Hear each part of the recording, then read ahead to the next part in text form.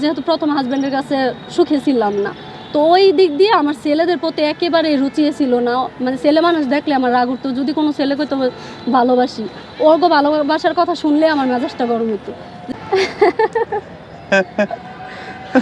এটা বলার কি আছে, ভালোবাসি দেখেই তো সংসার আনছে। I love I love you.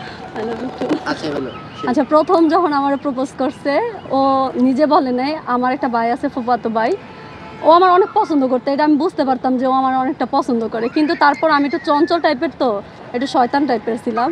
আমি ওরা দেখা মানে না দেখার বান্ধবীরা চলতাম, মানে আমি বুঝতে পারতাম ও আমার পছন্দ করে, কিন্তু তারপরে একটু ভাবসাব নিয়ে চলতাম। তারপর আমার ভাইয়ের কাছে একদিন বলে, আমার ভাই আর কি ওরা জিজ্ঞাসা করে, আচ্ছা নয়ন তুই কি কারোর পছন্দ করস?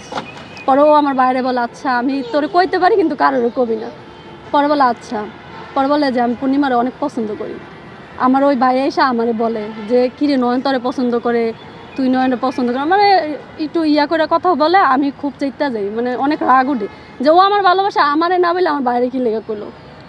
তারপর ওর বাসায় যাই তো ওর লগে মানে শাড়ির কলারে ধরছি, ধরে ওর সাথে তো পুরো ফাইটিং, মানে কিছুটা ফাইটিংয়ের মতোই। আমি খুব রাগী ছিলাম তো। তারপর ও কইতাছি যে তুই যে আমার ভালোবাসিস, তুই কি আমার জিজ্ঞাসিস একবারও তুই যে আমার ভালোবাসিস? তোর এত বড় সাহস কেনা দিছে, মানে ওর লোকে পুরো রাগারাগি। পরে এটা করার পর কিছুদিন পর ও আমার সাথে আর কথা বলে না। যে কথা বলে না, আমার কাছে খুব খারাপ লাগতেছে, কী রে কথা কয় না। আর আমাদের বাসার সামনে বেশি একটা আসতেছে না, স্কুলে গেলেও কথা কয় না। তারপরে আমার ক্লাসে যে বান্ধবীরা ছিল সবাই জানতো যে ও আমার অনেক পছন্দ করে। তো সবাই আমার কইতাছে যে নয় তো অনেক পছন্দ করে, আর তুই কি লিগা ওর লগে এরকমটা করছিস, তুই ওর ভালোবাসার কথা কর। তারপরে একদিন মানে নিজে নিজে ভাবলাম যে থাক, আমি ওরে প্রপোজ করি। তো স্কুলটা তো তিনতলা ছিল, দোতলার মধ্যে দাঁড়ায় আসছিল। এখন আমি যে স্কুল ছুটি হয়েছে, আমি যাই দেখি দোতলায়ও দাঁড়ায় রয়েছে। আমি যাই কইতাছি নয়ন আই লাভ ইউ কই, আমি দৌড়ে বাসায় গেছি।